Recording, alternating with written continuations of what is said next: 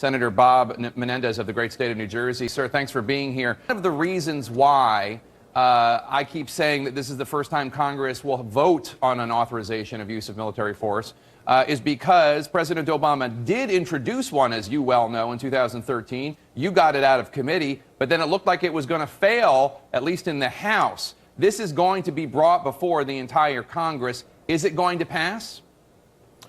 Well, I think it can pass, but certainly not in its present form.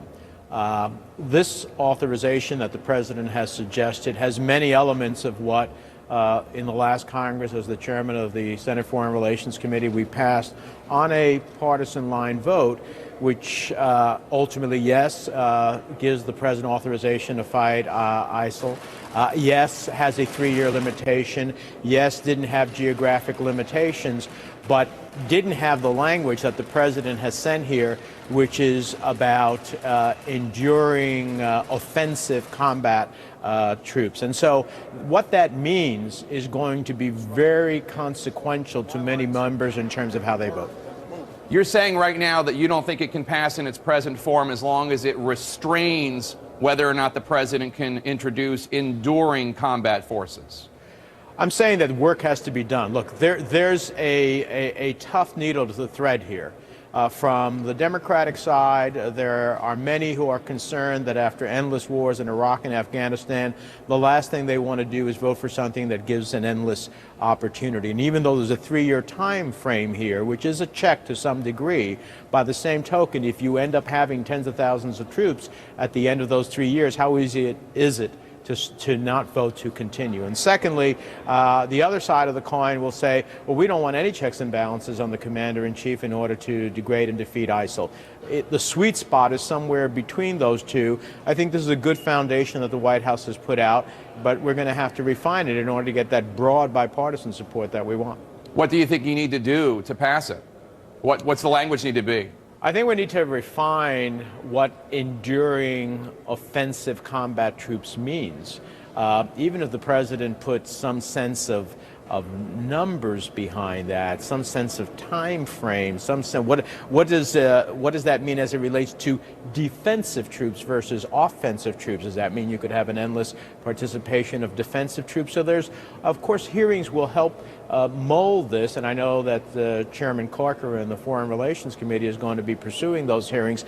These are all parts of working towards a goal. But I think that the good news here is that there is a common desire to stand up as a country and make a very clear declaration that we are out there to defeat ISIL, and Democrats and Republicans want to join in that. How we get there is going to be the critical process, which is what legislating is all about. The authorization would expire in 3 years. The House Democratic leader Nancy Pelosi says that she hopes 3 years is longer than is required to defeat ISIS, but that's kind of dreaming, isn't it? Listen, it's aspirational.